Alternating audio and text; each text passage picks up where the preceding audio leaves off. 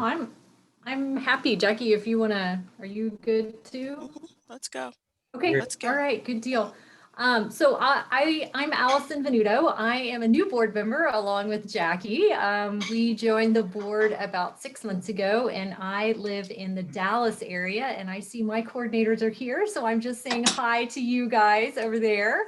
And I will let you go, Jackie. Excuse me, I'm about to sneeze, so I apologize if I sneeze in the middle of my introductions. Hello, it's good to be with you. I am Jackie Saxon, as Allison has said, and I live currently in Des Moines, Iowa, part of the Central Iowa chapter. In fact, my coordinator is not here because we just had our meeting right before this, and she has another meeting to go to. But I also have a personal affinity to the Austin chapter because that is how I became part of the American Pilgrims. And so Denise is here on behalf of that chapter. So I'm sort of kind of pulled in two different directions, but it's not being they're not being opposing pulls. They're both basically going in the same direction. But delighted to be with you today, new board member, and we're happy to talk about what's been going on and also to answer any questions or at least get an idea of questions that you all might have. But I really want to start by just thanking you for what you do. Each one of you as chapter coordinators, you are awesome. And your chapters are growing and blowing and having lots of fun, even in the midst of a pandemic. And I know that that in and of itself creates all kinds of challenges. How do we do this thing we call Camino when we can't physically be close? But you all have found creative ways to stay in touch and to keep in touch. And so I know on behalf of the board, I think I can speak that we are very much appreciative of all of your efforts. This is a volunteer organization and you put in a lot of time, and we want you to know how much we appreciate that. So those are my opening remarks. Allison? So the first thing that we were going to talk about is to give you guys a bit of an update on what the board has been working on. And so as Jackie said, one of the great things that we've been working on is connecting with chapters and our coordinators and our members and doing that in various ways. We know that you guys are having events, and so you're talking about those with your the folks in your chapters that are coming to your events in your different cities. We know that some of you are posting that on the Facebook group. And so we're looking for ways to support y'all and what y'all are doing. And so that's one of the things that we are here to help you with. So if you have ideas, of course, we would love to take those from you. But Jackie, do you want to talk a little bit more about that? I'm just looking down our list here of things. We have a cheat sheet, y'all, because we have to remember what we're supposed to be talking about. Yeah, what does the board here? As far as what shall we do here, Allison? What is the board working on? I mean, we just had a board meeting last Friday and Saturday, and it was a full 2 days. The board is for 11 people. We're doing an awful lot trying to make sure that we touch all of the aspects of American Pilgrim life. Many of the times you all have been wondering, for example, about grants. You know, the grant cycle is upon us, meaning we have sent out, Ruben Mendoza has sent out for applications to come in. And that goes until, I believe, first part of February? February 1st, yep. February 1st. Right. So we will know better what the needs are in Spain and Portugal and France once we have received back the applications, and that team is working together to see what we can do on their behalf. We're not quite sure because we don't really know what the needs are now that things have changed so much, but just rest assured that the grants team is up and active and it is working on that, and we will have more information once we have a better feel for exactly who has applied and what is the need and how can American Pilgrims help support the Camino. So. And to piggyback on what Jackie just said too, one of the things that the grants team is doing too, is to put together some videos. So we have some ideas about what are those needs. So instead of us just talking about them, we'll have pictures and interviews and things like that. And so that really dovetails into our communications team, which we are working to get I think you guys hopefully saw La Concha this last, I guess, Yeah, probably 3 December. weeks ago came out. Yeah, the December. December It issue. was amazing. They've done so many wonderful things. I think I see some names that were mentioned in there that are on this call too. And so they're really working hard to get information and ideas from y'all. You may be, if you have something great that's going on in your chapter, we may reach out to you about doing a story or something like that about some of the things that are going on. But really looking at keeping that communication going so that we're passing information to y'all, but also y'all are passing information to us so that we can get those to pilgrims around the United States as well. Right. That's a great thing. I would say also too, as we're thinking about what things we're working on, and we're kind of ping-ponging this a little bit, but I would highlight external relations. American Pilgrims is not just an insulated group. We have relationships with several organizations in Spain, as well as beyond Spain, in France and in England and all over. And Carmen is, I've forgotten what Carmen's last name is. Oh, horrible at last names. Carmen Marriott is really spearheading some of that external relations conversations and understanding kind of what's going on with the Camino in other parts of the country and the world, really. And so she's done some really good work along with her team on that. So what's next, Allison? I was just going to talk about some of our goals. The electronics, that really helps because at the chapter level, most of our communication with our members now is electronic. It is remote. And so we can better share that information with our members, and which essentially leads to membership, encourages membership. So it's great. Yeah, we're going to do, I think Megan in particular, and I'm so bad with last names of our members, our board members, but Megan is also one of the newbies with me and Allison, and she has come on to the communications team and the committee and is really doing a wonderful job of really helping to enhance that and make our communications with you and with each other and others more robust and easier to access so that you can make sure that it gets sent out to all of those that you touch.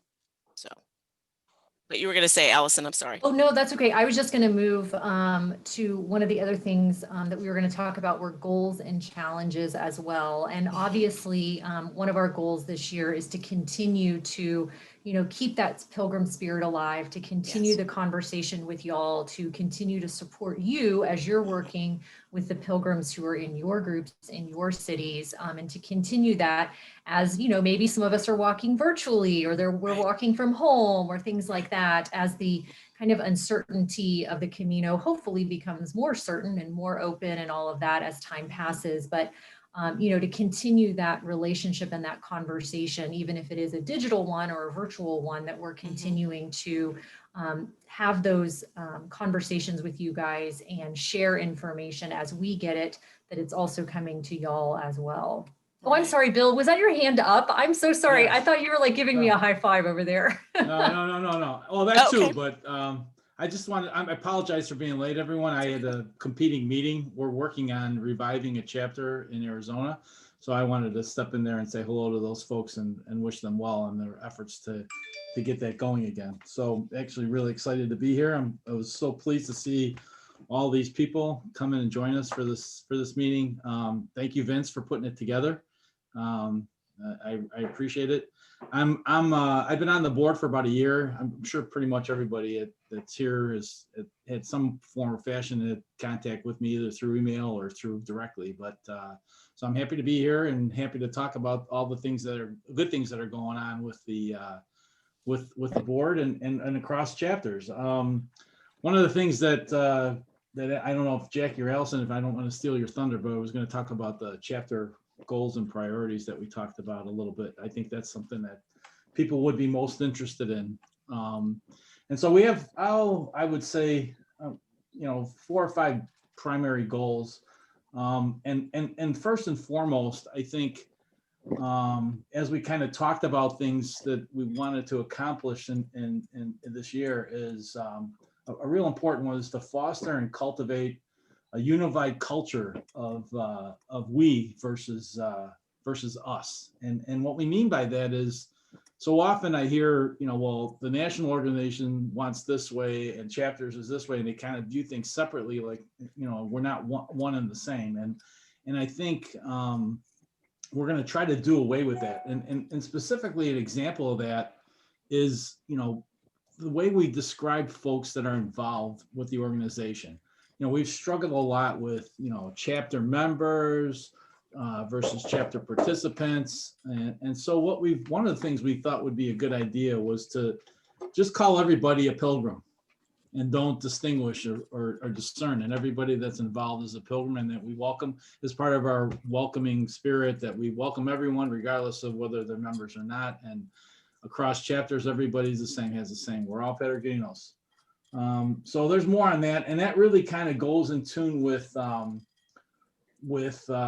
developing some synergies between chapters, membership, and grants. And what we mean is that one of the most important things we're working on this year is to we're taking a hard look at what value we bring to membership, and basically the content and the information and the events that we host, whether it's virtual or physical, that we basically make sure that we have these good synergies that we have across, so that everybody understands all the information is shared, and that people understand what's important about grants, what's important about membership and chapters and other programs, including hospitarial programs. So that's another goal.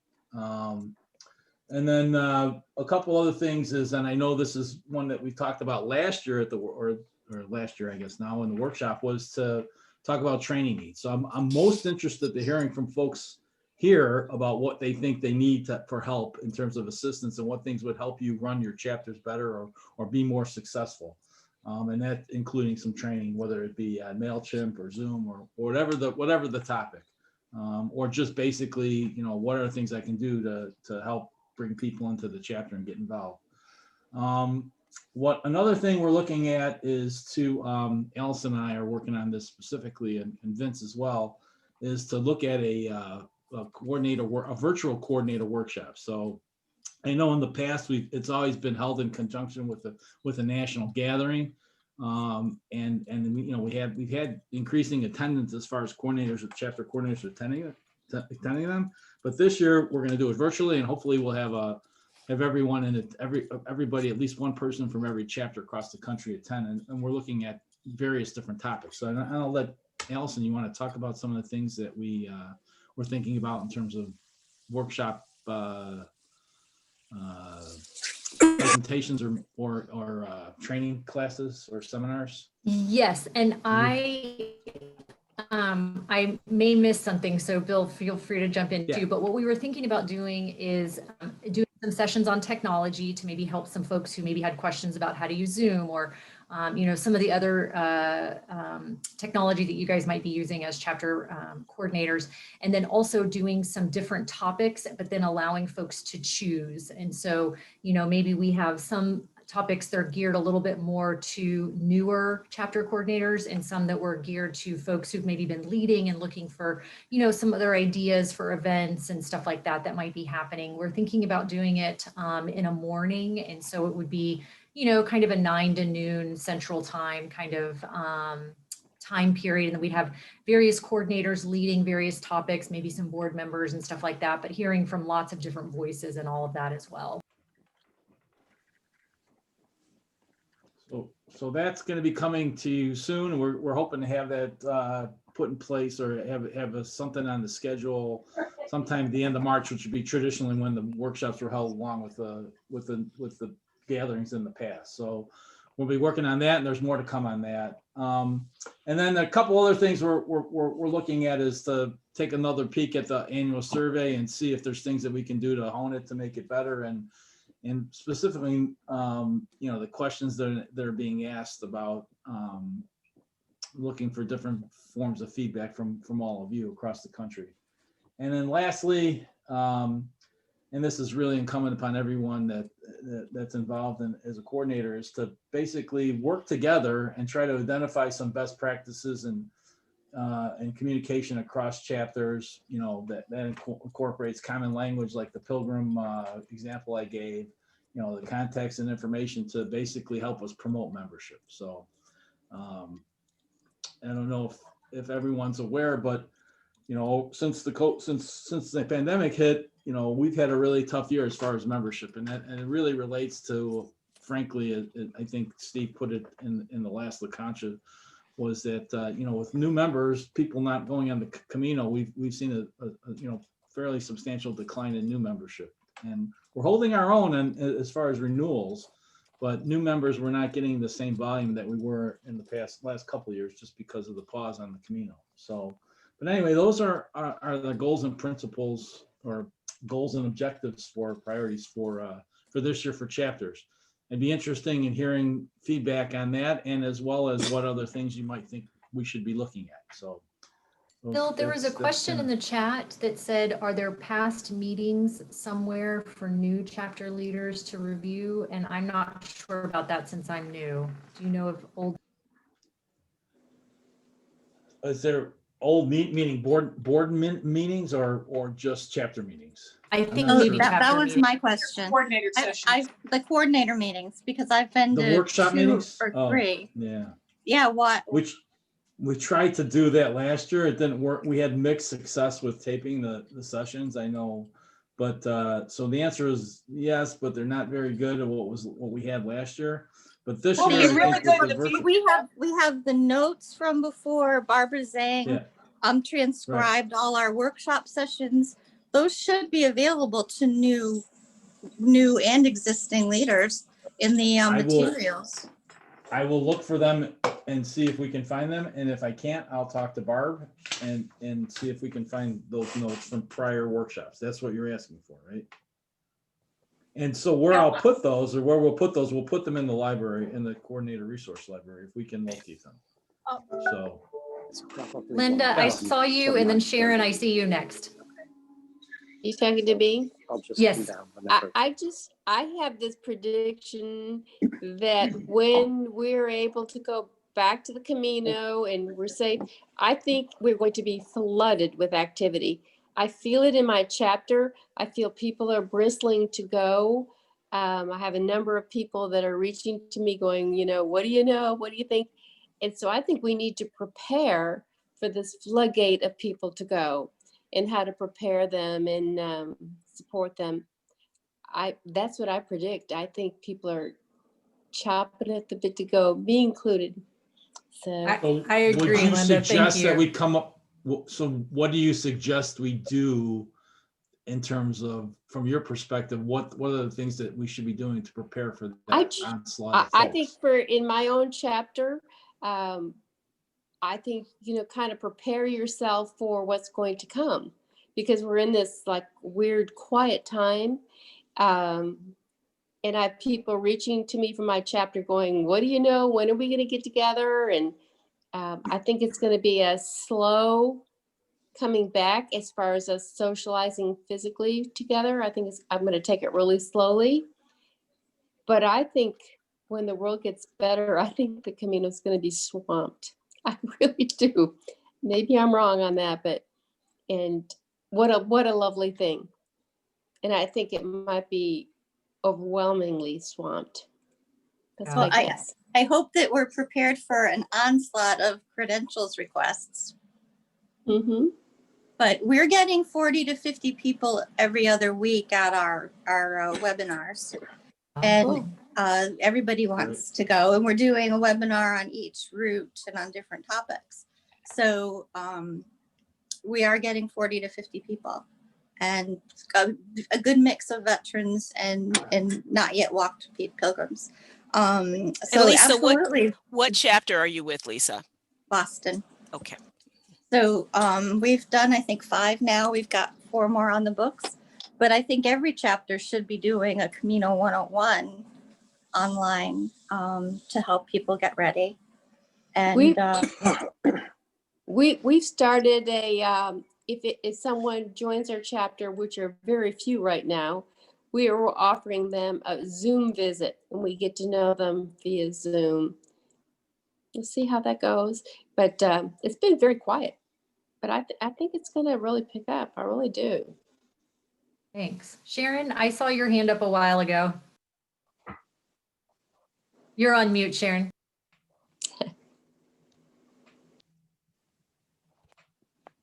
Sharon, you're on mute.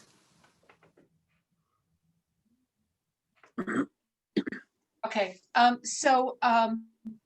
my list has grown exponentially. Boss, one of the things that I think that we should do is attend other people's sessions. So Lisa, I'm going to look for you, and I'm going to try to attend some of these sessions that you're giving, some of this, because it's a new thing we have to learn. I just finished a Camino 101 session on Saturday. I had 2 new pilgrims that actually showed up. My ability to reach out to new pilgrims is really diminished. That's okay. I'm all right with that. One of the things that I have done and have published and set up for my pilgrims in my chapter, El Pueblo, Tucson, is resources to look at for Spain, like El País has an English language weekly newsletter that I get every Saturday morning. I found out what's going on in Spain. Ivor's videos, he does them every week, and he talks about Santiago. I post those in our Facebook group. A lot of my pilgrims in my group they're not into Facebook, but I have converted them because of the resources that I can give them. I think what, Bill, you asked what we could do. You could send me to Spain in November, and I'll give you all the lowdown on it. But anyway, I think it's going to be very interesting, and that's one of the problems is that we're talking on, when you're doing a Camino 101, you're talking about what you know, and what you know no longer exists. It's very different, the experience. That's what I have gotten from my resources, and how it's going to come back, and the level at which it's going to come back. Those 40% of the private albergues that have gone out of business, all of the different regional accommodations apps, like Galicia is now allowing you to reserve the municipals, but none of the other regions allow that, not yet at least. It's very chaotic, and that's a really hard lesson to give people. But so I'm just kind of telling people, look back in July. In July, August, things should be calming down and settling, and we'll know more. But I don't remember what. I don't agree though. I don't agree. I think that the nuts and bolts of what it means to be a pilgrim have not changed, nor will they change. So yes, I agree. I agree with that. Statistical things about how you make a reservation might be changing, but the basic inner and outer preparation doesn't change. Yeah. I asked Rebecca Scott to be on our call the other night, and I'm glad she was there. She was able to give the lowdown on what's going on. But we start every meeting with, we can't tell you when you can go. We can't tell you what it's going to look like. But the inner journey and preparing for the outer journey haven't changed. So Lisa, you're absolutely correct, except for Yes. people that have never done it, they don't get that. They're not there. The new ones are like, how do I not fail? Right. And they're all about not failing. that hasn't changed though. We can talk about that, that hasn't changed. I have a philosophical question for you. Are we just purely about the Camino, or should we be expanding it to spiritual pilgrimage, spiritual travel? Because there are so many pilgrimages across the world and even in the United States that it seems to me to help our pilgrims who want to really experience that pilgrimage, can we not just also be pointing to other places where they can experience pilgrimage and spiritual travel? Because even at some of our gatherings, people have talked about the Kumano Kodo, and I've been on that myself. And there are other pilgrimages that I hope to, that are on my bucket list, and I hope to do as well. So should we not be also expanding that to help out with this rush to people going on Camino? Christine, I think that is an excellent, excellent point. And I was following some of the posts on Facebook. People have been making, recommendations to go on the Pacific Trail. There's one that just came on about Canada's just opened up a thing. We have the Mountain to Sea Trail in North Carolina. I mean, the Appalachia. I mean, lots of things. I think that is an excellent, excellent, excellent point. Thank you. I would second that. Excellent point. So, Bill, I know we had another thing that you wanted to talk about in relation to the questions that went out. Do you want to talk about those really quickly? Well, the one question I got from Jeff Davies was asking about the grants program. We need mute. Excuse me, Bill. Yeah, Someone we need folks to mute themselves so Bill, we can hear Bill. Thanks. Go ahead, Bill. So one, as far as other, I know on our website. You have the headphones? Yes. Not with me. Not sure how they Okay, work. so as far as the looking into supporting other pilgrimages, and Gene, correct me if I'm wrong, I saw you on the call, that we do have information that leads folks to other information on other pilgrimage, whether it's the Via Francis. Yeah. Oh, yeah. Yeah. I think you have to So- sync them somehow. Thought I did, but So, I don't think you're synced because I have a new phone. Okay, Kathy Okay, could Sackett, we can mute? you mute yourself? Okay. thank you. Kathy, Yes, just a minute. thank you. Thanks. So as far as the other pilgrimages, I would suggest everyone start looking on our I'm gonna mute website. myself. I know, Thank you. okay, please mute. Thank you, thanks. So that's one point. Now, as far as the questions one of the questions that came in was with regard to grants and our plans for grants in 2021. So right now, we're trying, I think overall, what we're trying to do is remain flexible and to wait and kind of adopt a wait and see approach to how things come back and return from pause. And I think we believe that we're going to have a demand for grants, for requests. I mean, I think the deadline is today or soon. Within the next couple of days, all the applications for grants coming in are supposed to be in very shortly. So we have. Bill, it's February currently- 1st. It's February 1st. Okay, so we got about a week, more or less, week and a half. So that's when they're due. Then what we right now we're budgeting for $20,000 or $25,000, between $20,000 and $25,000 for grants, to fund grants this year, which is down from last year. However, there's a couple. We're kind of planning, I think, to probably more likely probably fund more than that. It's just a matter of figuring out how things shake out with regard to sources of funds, how we do in terms of membership renewals, what other sources of funding we have, and then we're also looking into dipping into reserves to fund additional amounts. But we first want to wait and see how much comes in and how much the potential need is. So one of the things that we talked about at the board meeting was that we're not exactly sure how this is all going to shake out. I know I heard someone saying that some albergues have closed.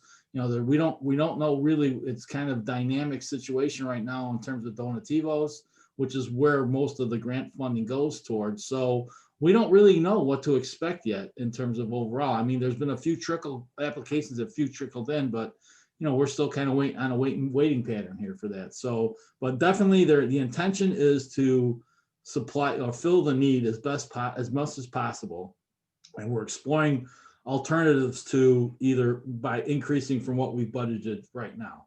So that's kind of where we are with grants. Does anybody have any questions about grants in general or the program or anything that I've talked about? Go ahead. Yeah, Gene. I have a question. The grants have typically been for, shall we say, bricks and mortar infrastructure. Has there been discussion about allocating money for operational expenses? Not a formal discussion. And as you may or may not be, as a former board member, you may know that we're prohibited from doing anything on an operating basis, right? Okay. But that's certainly not to say that we're going to look at ways to try to do that. One of the, for example, what Carmen brought up at the meeting was, okay, is there ways for us to fund this? Let's just say that there are needs to change for some ways to change because of COVID and social distancing or whatever. Is there a way to convert that into kind of a brick and mortar type situation versus an operating expense? So it's really working with the individual albergues to try to come up with develop something that would work under our structure. So that's kind of where we are with those, but really it's an unknown right now. So, but that's one example. I don't know if there's more. I did ask Carmen, to be honest with you, if there's a way that we can structure it legally, whether it's create a, some kind of adjunct type organization that would be able to do that kind of stuff in Spain. But she didn't seem to think that that was a viable option. So yeah, we are looking at it, just so that you know, it's something we're considering. Bill, along those lines. May I Yes. ask a question? As far as the grants, when they do occur, one of the things which we've found in the past is that we used to get descriptions of the grants, explaining what they are and how they're helping the Camino. And those descriptions were extremely good for pushing people over the line of parting with $60. So if we can get those in the future as the grants occur, it really shows to people who've walked the Camino and probably to a lesser part people that are yet to walk it, but people who walk with the Camino, why they should join. So I have a response for you that I think will make you happy. And I don't know if Allison or Jackie, you want to jump in on this, but what we're doing, what Ruben is doing, Ruben Mendoza is the board member who is responsible for administering the grant program. And what we've come up with, Megan and Ruben and others on the board, we're actually interviewing former albergue owners on video. We're doing videos and having them relay what their experience is and what we did to help them in terms of improve the albergues. And we're going to use those in various forms to showcase our accomplishments when it comes to grants. So it's not just going to be on paper. We're actually going to have short 5 to 10 minute videos that talk about and interview those particular owners, and we're going to use those to showcase what we've accomplished as far as improvements on and from grants. Bill, can I ask a question, please? Can I ask a question? Sure. So I've been very curious because it seems like there has not been a lot of info coming directly from Spain to the American Pilgrims on the Camino to the chapters. And this is particularly your point that you're making about what's going on with the albergues. Since we have funded some of them, don't y'all have any direct communication with those folks, and can't they tell you what's going on? We have multiple sources in Spain that Carmen as part of her role as external relations for American Pilgrims. She's in contact and other people as well, but Carmen is probably the primary point person. So we have multiple sources. I mean, it's Rebecca. There's other federations that people that are involved in Spain. Right. So we're trying to talk to all those people. And right now, to be honest with you, things are in flux. I mean, there's not a lot of certainties. We don't know what to expect. For the most part, I think provinces across Spain are closed until the middle of May. That's where we are right now in terms of the impact of COVID that's going on right there. So, folks that are looking to do a spring Camino, that's very aggressive. They're probably not, it's probably not going to happen. So, let me at the ask- earliest, we're, it's going to be midsummer before we kind of start exactly. to see But any why kind of can't flush. y'all put out like a press release to tell people that instead of all this speculation that goes on and on and on? And that's where I feel like as a coordinator here in Charlotte, that this is me personally talking, that I feel kind of in the dark on. I mean, I read all this stuff and I get it, but to try to have something official to share with our membership, I haven't felt that forthcoming. So what I'm hearing is you want more frequent communication from us on the status of things. Yes, even if it's like, Okay. even if it's like, we don't know anything, but it says American Pilgrims on the Camino, we don't know anything. That's what I want. I'm even advising our folks who participate not even to consider travel in 2021. Yeah, absolutely. I don't think it's reasonable to do any international travel until 2022. Agree. That's exactly What I do right. is, that's why I put together the document with the websites that I look at for status. That way I don't have to be on record deciding for them whether something is or is not. They can look it and they can do their own research. Well, That's what Sharon, I do that That's as how I well. solved it. I They ask send me all that questions, I stuff go too. check the form, check I send out everything that I get, that I see, that I think my chapter would be interested in. But at the same time, I still kind of feel like there's a responsibility for us to be kind of like the voice and being the authority, so to speak, to say, this is the way it is, rather than just saying, well, here's this resource. We you go on this can't line. do that. Okay. All right. Well, I mean, what I'm hearing is that you want more frequent communication regarding, as we kind of go through and work through returning from pause, and as we kind of work through the vaccinations and what. So that and that's fine. I will go back. Right. I'll go back and we'll talk about it. We'll talk to Carmen and see if there's some things that we can do to work on to help disseminate information about what's going on in the Camino, right? As we kind of work through this. Can I make a suggestion about that? It might be good just Sure. to have just some, like a little bulleted thing that you send out some links to everybody every month, because we all send out a newsletter and we could just put that in there, like the latest from American Pilgrims. Here's some best links. And then we just pass it on, and it doesn't have to be a lot. Right. Everybody can do it if they want to. But it'd be nice to have it. It would be nice to have it standardized. Yes. Okay. Thank you. Oh, Thank okay. you. Sure. Bill, I was going to mention. I have an email to all the.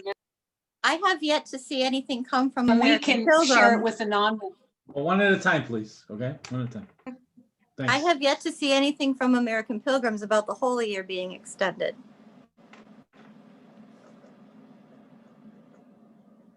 And I think that that's something that we should put out. It doesn't mean you're supposed to believe in the Holy Year, whatever. People should hear from us as well. It could be just as an announcement on the Facebook page. So, and on that- our website, yeah. because I personally am pretty much done with Facebook. But that, here's the official announcement saying, link to the official announcement saying, be the source of the source, that the Holy Year has been extended, and here's the information. But I have yet to see anything from American Pilgrims about it. Right. I will raise the issue about more frequent communication overall on the status of the Camino, including the Holy Year and other things, so that as things kind of leach out of Spain, we'll try to be timely in terms of that communication. So I've share that information with everyone. I'd also recommend second. CDC information and also travel information from TSA about where it's safe to travel. Yeah, and I also want to point out that Jean is very kindly putting in some links in the chat too. So I just want to also send you over to the chat as well. Hey, Bill. Is there a way for the, Hang on, once I the think meeting Michael is had- over, for us to get the chat content? Or do we have to go grab it right now? You can save it yourself at the end of the meeting. The meeting. Okay. We'll have it. Vince will do that. This is Vince. The meeting is being recorded, and if I set it up correctly, it will also capture the chat. Excellent. Thank you. But if you can, capture it yourself before the meeting closes in case I messed up somehow. Mike, you you had a question? Yeah, well, I was gonna circle back. You had mentioned about the grant and the grant video. And one of my fellow coordinators who's on this meeting tonight, John Kennedy and I, we are working with Ruben on the grants committee. And what we've suggested to him was what you have already said was, why don't we make this a video so that the video can be easily used and gotten out to the chapters as a tool. So here's what we specifically have right now. We'll be meeting with Ruben on a Zoom meeting Thursday.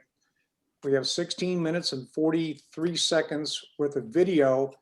And we start off and we talk about maybe some people saw the interview that Carmen was involved in and Don regarding the Camino talks. Okay. And they talk a little bit in there about the grant program. Then if you were at, and you may have seen it, if Bill recorded it, which I think he did, Carmen did a grant committee presentation at Lake Tahoe. So we've taken both of those together. They're in iMovie. And then right now we have two we call it testimonials. That's what we're saying that we're getting, is the testimonials from two albergues. So they're in the iMovie. So you get the education part first, and then you hear the really good stuff. You see what our money is going toward. They're translated into English using subtitles, and we hope to get 1 to 2 more videos. So we're about ready to wrap it up, and then we'll turn it on over to Ruben. And one of the recommendations that John and I have made is that we show this in Indiana, if Indiana will let us, in July, we'll let the grants committee do that and or make a presentation on the grants. The other thing is, and you mentioned it earlier, which I think is very pertinent, regarding this coordinators meeting, I recommend, and again, that would be through Ruben, I can't believe you would have an issue with this, that there be some kind of education regarding the grant process for coordinators, so that everybody knows the history of it, knows how long we're doing, what some of the things are, the challenges, and that sort of thing. And I understand you're in the process, Allison, of planning that as we speak. But there's a lot coming out regarding these videos. And then as I understand it, these videos, as more people, as this becomes the paradigm for albergues and projects, they submit the videos, that these videos would be then released after they're approved and translated. They would be released out to the chapter as a way to encourage people to continue to support this wonderful program that we call the grant program. So I just thought I'd pass that along to people, that a lot is coming in that regard. I think can I jump in? I think it's, well, yeah, that's John. Yeah, go ahead, John. If I can jump in real quickly. Can I speak afterwards? Thanks. Yeah. So it's so to piggyback on Mike's point, it's wet cement right now, right? We're still developing the content and the vehicle for these presenting these testimonials, but we're looking at this first video as kind of the template that lays the groundwork with a couple testimonials baked into it. Then from there, it sets up a process where we can get more testimonials as they come in and release those, right? So that this process versus event-based approach allows us to tell the story of this grant program and the wonderful work that's doing through testimonials. And the two that we've seen so far are very compelling. I mean, they're talking about plumbing replacements in one of the albergues, and the gentleman walks through where the new pipes have been installed, how the temperature changes because of the heating upgrades that they've made. So those are real things that'll help Pilgrims on their way, right? And also help those albergue owners. So just wanted to share that. Again, work in progress, but there are some things in works. Thanks, John. Thanks. I think the grants program is immensely important, and it's probably one of the premier things that we do as an organization. But I think there are a lot of people out there who want to do a pilgrimage, want to go on Camino, who probably aren't really care about the grants program. But how can we get those folks to become a member of the American Pilgrims on Camino? Because I think as a bottom line for the organization, the more members we have, the more benefits that we can give to people who want to become a member, I think the better. So the grants program is outstanding. Don't get me wrong about that, but let's not just promote the grants program as a benefit of being a member. Let's really, truly work on, and the video we've done in the past has been nice, but what kinds of extra benefits can we really tell our members, hey, join up. This is what we have to offer you. That's a very good point, Christine. Jackie or Allison, do you want to talk about the conversations we've had as a board on strategies for membership and how it dovetails into this? Hey guys, yeah, we're Yeah, sorry, my husband is speaking, so you might hear him in the background too. He's in a different Zoom meeting right now. So yes, we have been continuing to look at membership and exactly what you guys are saying, to kind of have some of those conversations of what are the benefits of membership, what do you give and get as a member, you know, we're having some of those conversations as a board. I think it is part of a Allison, I larger can't hear you. I can't understand you. Okay, I'm sorry. I'm gonna let Jackie or Bill talk then, because it might be my husband is too loud. Well, I'm not actually on the membership committee. I have been obviously privy to the board conversations, but I kind of want to flip this a little bit and say, for example, Christine, what do you think are the values of membership? What to you are, you know, why are you a member? Well, I think the value basically is the camaraderie that we have, and basically all the resources that we provide for people, and just the other opportunities, the gathering, the Hospitalero program. I think all of those are benefits. Now, what I'm not totally clear on, how much of those resources are available to non-members? Should there be a on the website a member view and a non-member view? I don't know. You know, as we talk about we and us, is that something to consider? But that's certainly not being the unified and the inclusive piece that Bill was speaking of earlier. I'm curious just in general, you know, because we talk a lot about this at the board meeting, but what are your, you know, where do you all see the benefit? Why are you a member of this organization? Yes, I see your hand up, Lisa. Thank you. I've been around since 2014, and we've been having this conversation since 2014, and probably long before I got around. One thing we don't usually do is talk about people who aren't members having the opportunity to contribute to the grant program. Okay. Just outside of being a member, everybody, we used to have 3,000 people on the Facebook page. Every once in a while, an announcement on the Facebook page saying, you know, this is our grant program, this is what we do. Everybody could contribute, even through a link on Facebook. We would be bringing in a heck of a lot more money. A heck of a lot more money. So trying to sell it as a piece of your $50, or somebody just said $60. I'm due to renew, so I don't know what it is now. That trying to sell it as a piece of your $60, to me, is an outdated way to look at this. Okay. And that everybody who's out there participating, benefiting from our information, benefiting from our program, should have the opportunity and be invited specifically to contribute to the grant program. And this is our movie, and this is why. So even if you don't want to be a member, you can and are invited to and are encouraged to participate and hit this button and you're contributing. I think you would see a huge increase. We have always had a difficulty identifying who we are and who we want to be. Are we a membership organization? or are we a globally inclusive organization? We have moved to, if you want to see the membership list, if you want access to the members, you have to be a member. That's one thing that is already exclusive on the website. I think it's important to know what we already do. I don't think we talk enough about the Hospitalero grants.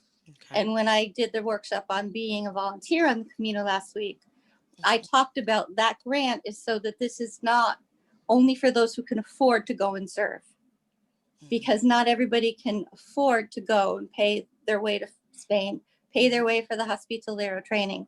And they might be the best hospi in the whole wide world. And it shouldn't be limited to the financial ability to do that. That's why the hospi grants are so near and dear to my heart. But we don't go out and ask for that money. We rely on people to find their way to it. And they're not going to just wander their way into that deep into the website and figure out, oh, I could give to this Michael Wyatt grant. We need to give people a reason to, and we need to make sure they know the whys and the why fors. We also don't do any fundraising as a chapter. I know my chapter doesn't. We've never done fundraising. We don't even have the hat. Well, and there is a reason for that. Well, there is a reason. I've been through Carmen's workshop 3 times. However, leaving a donation bucket at the front for the scholarships program is not going to violate anything. So we have mechanisms that we could be doing. We could be having a walkathon to fund a scholarship. We could do that as a chapter. We're going to fund a Hospitalera. We could do a lot of different things that we don't do. Well, I will tell you this. I want you to hold on a little bit, because we as a board have been talking about solicitation and fundraising and how do we make this so that we are compliant in every state, and so we don't have to worry about that.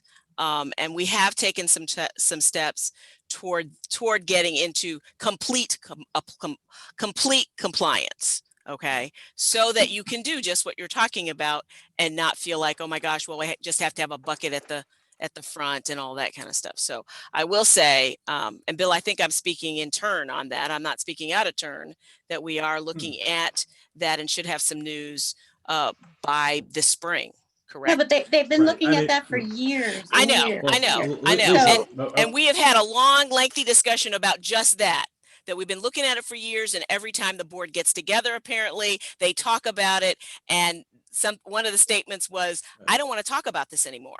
I want us to do something, do it right, get it done, so we don't have to talk about it anymore, and we can move on, so that there's not any question.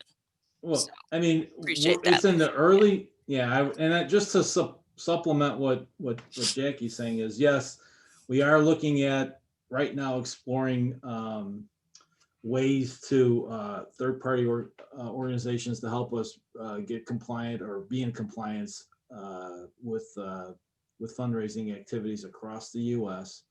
At this point, it's going to remain centralized at the national or the national level, not within each chapter. That's not the thought right now. Just not saying that it won't happen in the future, but right now it's baby steps. So we're looking at that. And also, to answer your question, Lisa, I think, one of the major concerns and major points of conversation about this is having a strategy for membership that dovetails with a fundraising strategy, so that we understand that we are a membership-driven organization. Okay, we're not looking to change that. And that's the premise that we're working under. Certainly looking towards, we've got data that says here's where our, we had about 1,500 donations, individual donations last year. Our average donation is $25. Okay, that's on the donation side. That doesn't and that doesn't include credentials. That's just basic, unsolicited general people just come to the website and donate, whether it's because we sent out a letter on COVID or whatever it is, and people happen to willing to give us a few dollars. That's primarily how the funds have been coming in. We're not sourcing any large dollar donations. That's not our intention or our strategy to do that. So certainly Fundraising is an important component. It's going to be used carefully, just as much as we want to have a good strategy so that welcoming and all-inclusive being a member and what that does and what it says about you as a person and as part of the fellowship of within the Camino. Those are important strategies and important factors to also take into consideration. So certainly, I think we all, and I would echo your ideas around some further support of the hospitality program as well. It's a worthy program. We've trained over 600 people. And certainly if we can find ways to provide some help and financial assistance to those that can't afford it, no one's going to look at that in a heart. We'd all certainly like to be able to do that kind of stuff. So more to come on that. We're working through them. It's going to take us a little bit of time, but we're getting there. So I hope that helps. Any other questions? Bill, there's a question in the chat about a recap of the surveys listed in the agenda. The surveys listed in what agenda? I guess I'm not understanding the question. I think it was the chapter surveys is my guess what they're talking about. So I can talk briefly about it. I think it went a little bit better this year in terms of the release of we set on a separate Excel spreadsheet. Hopefully, I know people had some issues with the math. And I thought about sending out another one, but I didn't, if people do have problems, I've only had 2 complaints so far. We've got about 15 responses or so back from chapters. So we got a ways to go yet. People have asked me about the mailing lists and in terms of what they're used for and why, and then making sure that we're not selling or soliciting, selling those information to outside parties. And we don't do that neither with our membership list or chapter list. So no one's being solicited or going to be looking to sell those to make any kind of dollars off of that. And primarily why we're asking for them is exactly what I said in my communication, is that it's a backup situation. If something were to happen to the chapter coordinators, or we had a couple chapters go dormant and then we're trying to reestablish them and we don't have information and we're starting from scratch, and it just makes it a lot more difficult. So from a backup perspective, that's why we're asking for them right now. It's just to say we have them, something happens, we have access to the information if need be. But right now there's no other use for it. So any other questions on the survey? And please, please be generous in your feedback, just like tonight. It's invaluable information and pros and cons. We want to hear the good and the bad about things, and because otherwise we can't help you, and it's much easier for us to kind of compile information and look at that and take it as strategy on how to respond to those issues, whatever they are, in terms of across the country. So appreciate the effort to make that happen. Somebody else has a question. Is there any other questions on the survey? Any specific? There's one in the chat that says, will there be some kind of summary given to coordinators once the data is compiled? Sure. I have no issue with that. I did one last year. There was a summary in La Concha in the June issue last year. If people want to look, the summary from last year's survey was in June's La Concha. I just looked at it. I sent it to Emilio for other purposes. So yeah, it's there. Can I just ask a quick question? And maybe this is a better question for Jean. American Pilgrims owns the Gmail accounts. So every contact, every email contact that's in the Gmail accounts already is available to and belongs to American Pilgrims. So I'm not sure why you're asking for the lists again, because you already own those and you already have access to those. Not everybody keeps their list in Gmail. We keep ours in MailChimp. Correct. We do too in St. Louis. Aren't you importing it from Gmail to MailChimp? No. No? MailChimp is the place. If I remember correctly, about 80% of the chapters use MailChimp. There's only a small percentage of chapters that don't use it, that use other Then what's their email address then? Because ours is boston@americanpilgrims.org. every email contact that goes to that chapter email is in the contacts and belongs to American Pilgrims. And then we import that to MailChimp. So if you have a policy across the board where that's your email address, boston@americanpilgrims.org, American Pilgrims owns that email address. Therefore, every contact that goes to boston@americanpilgrims.org is always available to American Pilgrims. We upload that every time we do a new MailChimp mailing, because there's been additions over the course of the week where people have emailed in and said, add me to your list or whatever. I want to come to your webinar. Those automatically are added. And then every MailChimp, we just update that and it goes. So you already own those. Lisa, this is Vince. We don't, that's what you do. We don't put any contacts in our Gmail account. That's where we receive messages. We keep all of our contacts and we do all of our communication from MailChimp. And that tells people who want to communicate with us to send messages to our Gmail account. So we use Gmail to receive messages, not to send messages. And also Gmail for one-to-one communication. If some chapter member emails about something, you can carry on a conversation inside Gmail. I think as all you know, there's a limit to the number of addresses you can have in an outgoing Gmail message. Some systems will reject them if they see too many. Right. That's why we upload to MailChimp every time. But anybody who emails into or out of Gmail, that's captured as a contact. I think you're doing a lot more work than you need to be. Yeah. Well, the other thing is, we simply don't put any contacts in Gmail. We just don't do it. That's what right. And my guess is the chapters do have those, but they're not organizing them in the contact list in Gmail. They're using MailChimp to do that.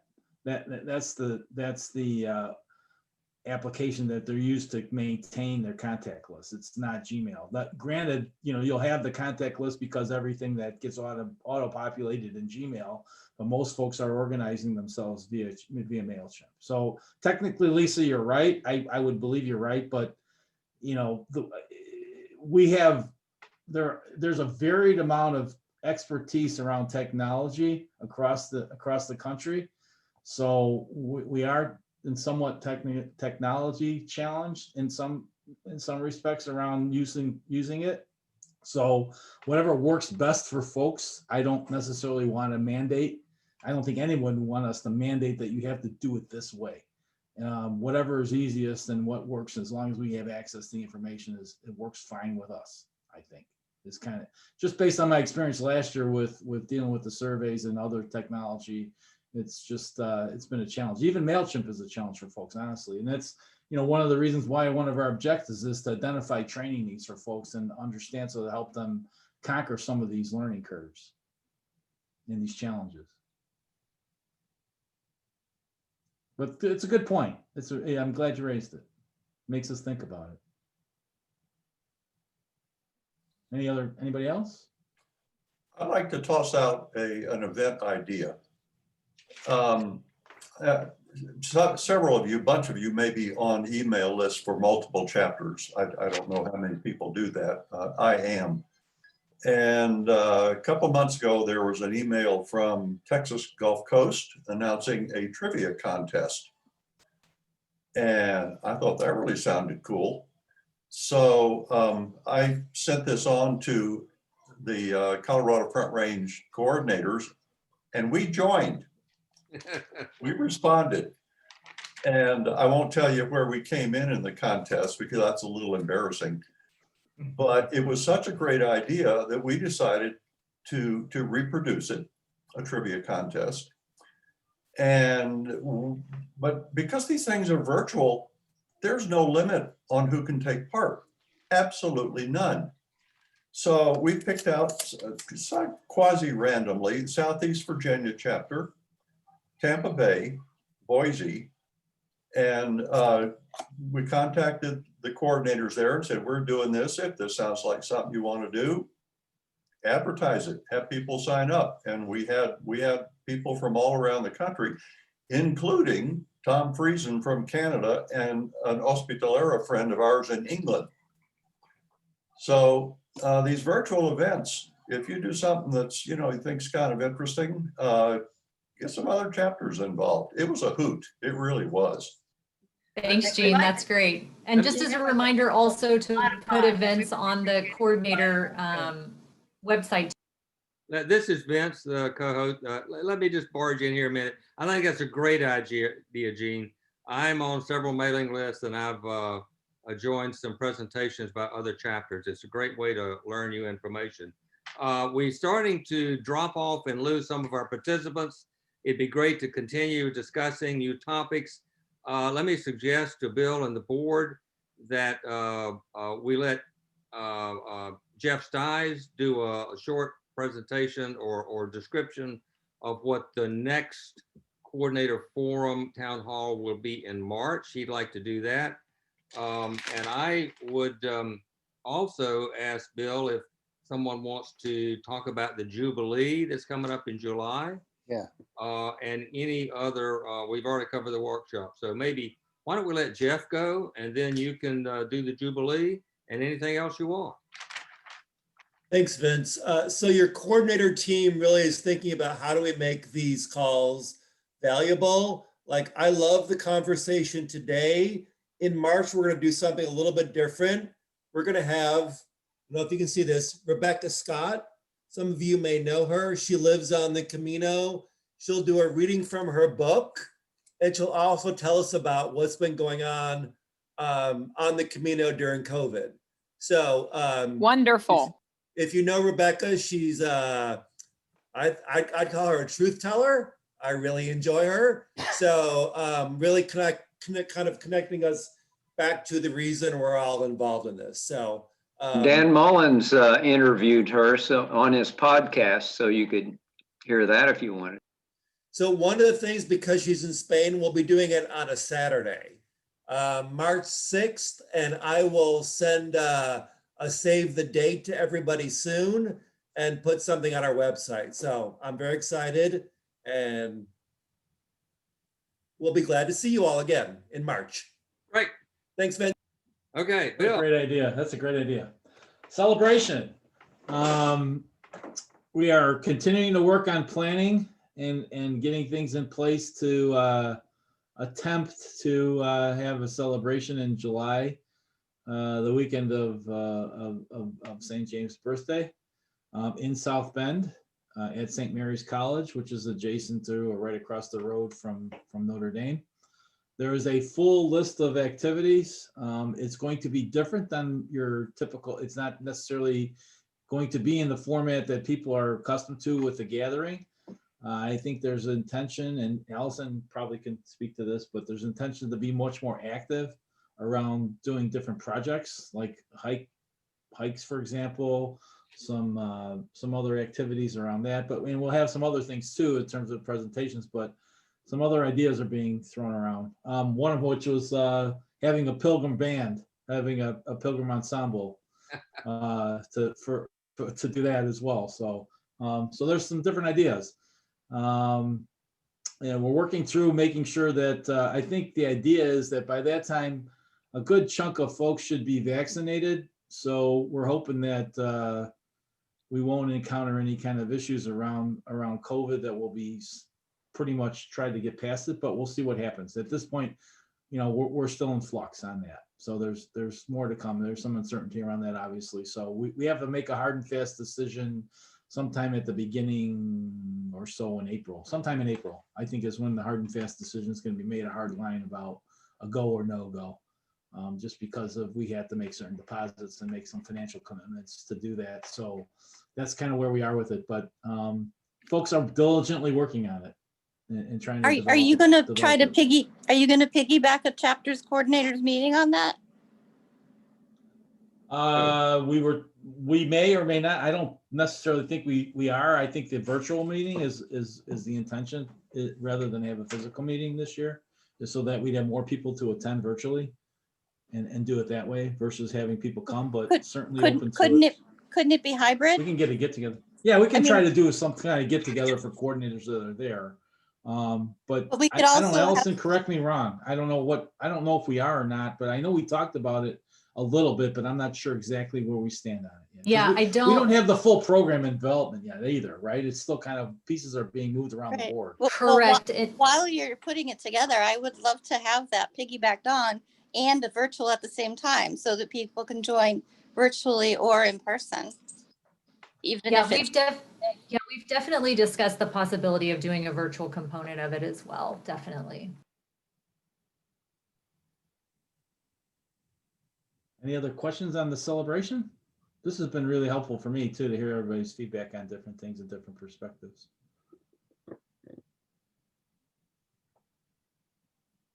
Well, if everybody is interested, this coming Monday, our webinar is on the Via Poriensis on the Voie de Puy.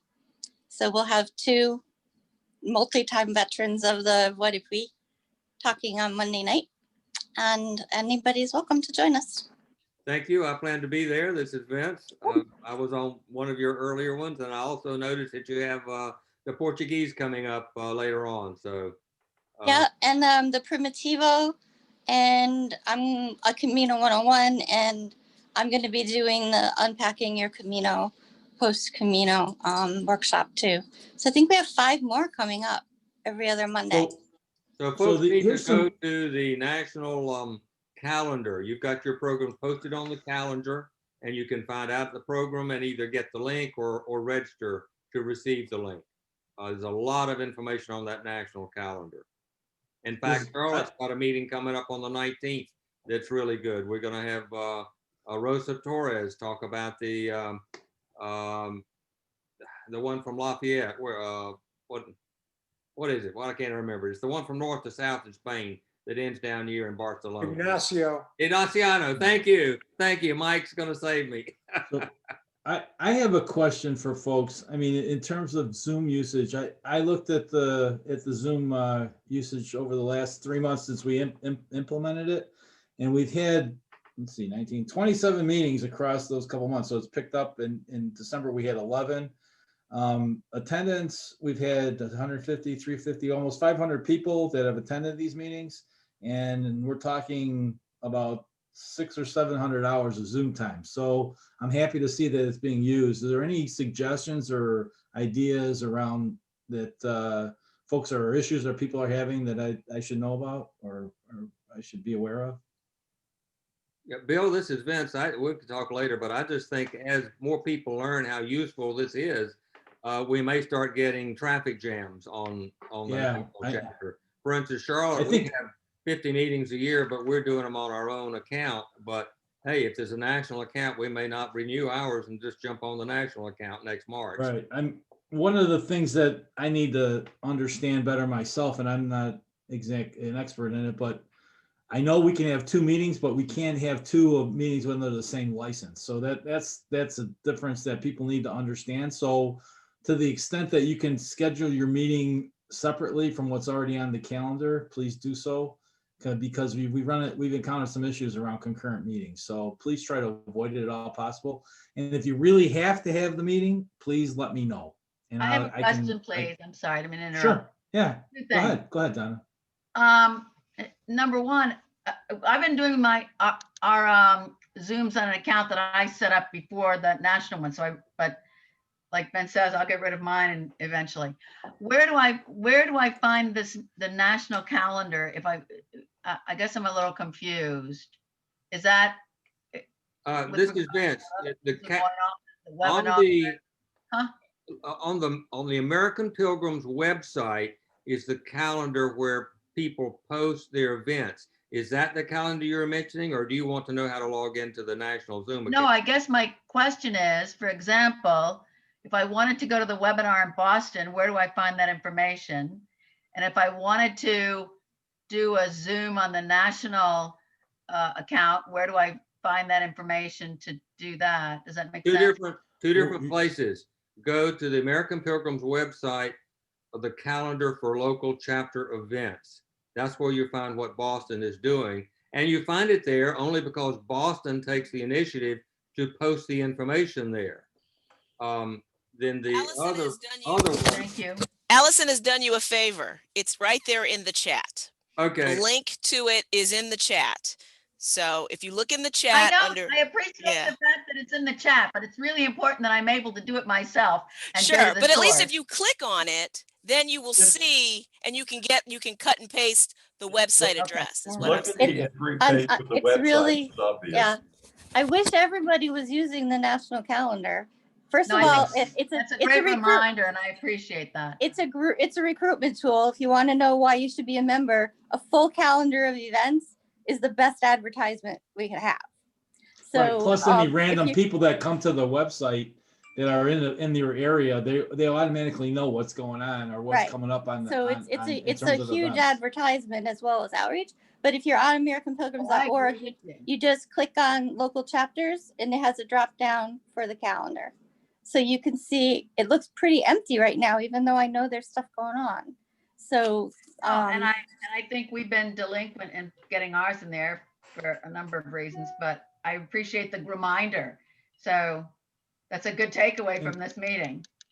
And Donna, as far as the Zoom access, you should have the login and password I sent an email. Oh, I'm sure I do, Bill. I just haven't looked because I had already, prior to you doing that, Right, they had a big sale on it. I set it up. I use it. I have no issue. It's fine. Yeah, okay, great. I just letting you know that it's there. No, If I you want to look at what's going on, it's another way to get access to the chapter events in case someone doesn't post them on the No, I calendar. appreciate that. If you log into the Zoom account, you can see the meeting schedules. Well, go to that national calendar and join the Charlotte meeting on the 19th with Rosa. Yeah. Yeah, Terry, that's a good idea as far as, posting things about advertising stuff that's going on in chapters in the full Facebook American Pilgrim Facebook page. So, as well as local chapters. Yeah. So. Bill, in regards to the Zoom, do you have it set up that we can have a co-host and that the co-host can help and have people come in? Because when I've gone to that before, I've struggled in terms of trying to get the co-host set up and so forth. So Christine, I believe there's no limitation. Yeah, Christine, when you set up a meeting, you can go, in fact, I think this is Vince's meeting right now. We can do that ourselves. He can then Right. make me a co-host, you a co-host, and it gives the co-host the same rights in the meeting Great. as the host. Okay, so we'll just need to make sure that when one or the other sets up the meeting is that that's set up. Great. Yes, and one of the ideas, just a Zoom tip, because I know some of us are on Zoom a lot, especially in big meetings, it's very helpful if one person is running the meeting, like looking, but then one person is also running the chat also, especially those of you who have a lot of people attending your meetings. This is Vince. One comment on using the national account. I have 3 Zoom personalities. My personal one, the one I use for the Charlotte meetings, and the one I'm using now, which is the national account. I have to be very careful which one I'm in. The first time I joined a Boston meeting, I logged in with the same account, with the account we're using right now, which is the national account, which is the account Boston was trying to use. And I basically horned in as a co-host that I wasn't supposed to be doing that. So I had to back out and log back in as myself. So if you become a user of the national account, be very thoughtful about not using that account when you then log into somebody else's meeting. You'll mess them up. Right. And so what you need to do is sign out of it, and you go into settings, and at the bottom of the page, you'll see that there's a sign out button. And so basically just sign out after you're done with either setting up your meeting or done with your meeting. Make sure you sign out of the account, because it's just one license we have. So, and that's why, Vince, that's why we need to do that. So I appreciate that. It's a good point, Vince. Good point. Really good point. I've done it myself. So yep. I think Miriam logged in tonight using the national account. She's sitting up there as a co-host. So I think she probably used the national account. Any other questions, issues, concerns? I have one other quick, am I muted? Hold on. No, I'm not. And this goes back back, I'm sorry, it goes back to what we were talking about earlier on, but I couldn't get in. And this is in regard to keeping us, having a central place for the most current information that's coming from the Camino. When COVID first started, and I'm not saying Facebook is the end all be all, but that's where a lot of folks go for their information. When this first started, the administrators and APOC were very careful to have I don't know that it was a link or a separate, I don't remember what it was because I don't think it's there anymore, but that's where all the most current stuff and the honest to God stuff went. It's and still they said there. that. It's still there. Is it still there? And how do you? Still there. Okay. I updated it How this do you find afternoon. it? What would I look for to get that? Because Facebook is, huge, and we have lots and lots of people that are just. It's not on Facebook, it's on our website. Pardon? It's on our website on the front page. It's not on Facebook, it's on the website, correct? The American Pilgrims website. Donna, I can send you I'll send you the link. Right, no, I understand. To get to. Right, I understand it's on the website, but what I'm saying was, when this first started, right there on Facebook, there was Oh, I see. On Facebook, there was a pegged announcement at the top of the page. that came Right. from American Right. Pilgrims, so that it kind of separated the stuff that was not, where it basically normal said, traffic. this is the bottom line. This is the accurate information. This is the official information. Do you know what I mean? Yeah, if you will look at the website in the menu, American Pilgrims is the first item. Look at the drop down, right down toward the bottom is a blog. Okay. Also on the entry page, if you will scroll a little bit down on the page, there is I forget what it's called, breaking news or something. Okay. And there's a link in there to the same thing.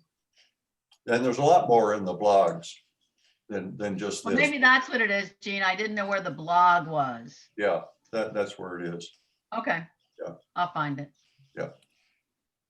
If you need help, Donna, just let me know. I'm Okay, happy to because help. I was doing a Camino 101 the other day, and I really struggled to make sure I found all the information I wanted, but it was a real struggle to get the latest and greatest and separate all the, basic, a lot of just stuff that's not accurate that's on Facebook, and I don't want to put those things out. Chris Petty mentioned a while ago El País, the English version of the Spanish national newspaper. If you really want to stay on top of this, you should be looking at that 3-4 times a week. Okay. Yeah. All right. Thank you very much. Yeah. You're welcome. Any other